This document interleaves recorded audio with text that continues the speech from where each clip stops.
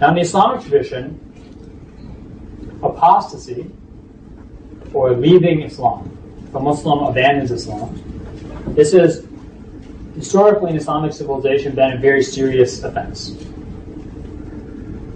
This has been considered by most Muslim scholars to be, in fact, a capital offense. Now, this seems to be a major point of non-compatibility with American political ideas. But it's very interesting, because there's also some examples from the life of the Prophet which give us a slightly different picture. When the Prophet was in the city of Medina, which he ruled as basically the chief of the city, a man came from Mecca who became Muslim. His name was Abdullah ibn Sa'd. He became Muslim, and he actually became one of the scribes of the Prophet, so he would write the Prophet's messages and things, because the Prophet Muhammad was illiterate. And eventually he decided he didn't like Islam anymore, and he went back to Mecca. He abandoned Islam. He said, I'm not Muslim anymore. He went back to Mecca. He wrote nasty poetry insulting Muslims and insulting the Prophet. Later on, he became Muslim again. And in fact, after the Muslims conquered Egypt, he was made the governor of Egypt.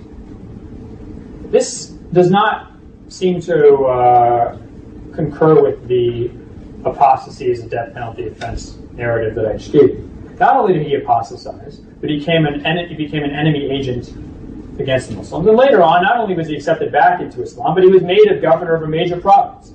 This is very interesting. During the life of the Prophet, and during the early years of the Muslim community, I can't think of any person who was actually killed for leaving Islam. And this is because the way that people understood apostasy was more a matter of allegiance to a state or to a community than about personal conscience. In fact, Muslim scholars throughout Islamic history generally didn't care what people actually believed in their hearts. They didn't care what they did in their homes.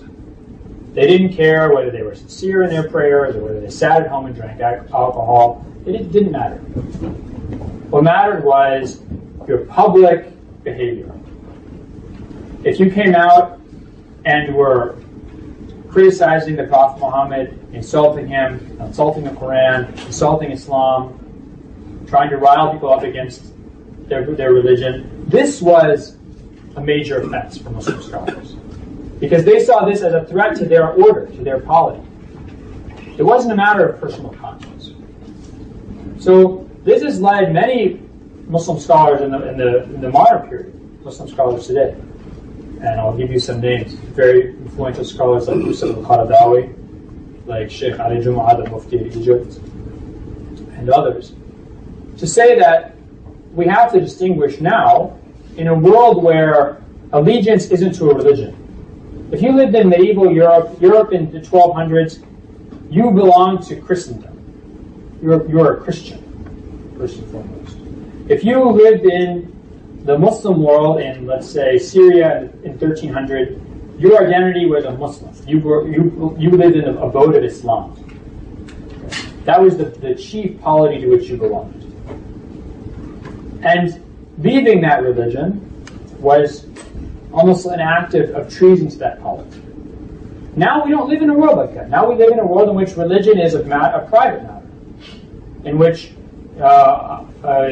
one's loyalty is, or one's identity is determined mostly by your nation state, maybe by your city or by your culture. And in this case, there's no reason to treat apostasy so severely. So in a lot of ways, the apostasy that Muslim scholars considered so dangerous is more similar to maybe high treason today.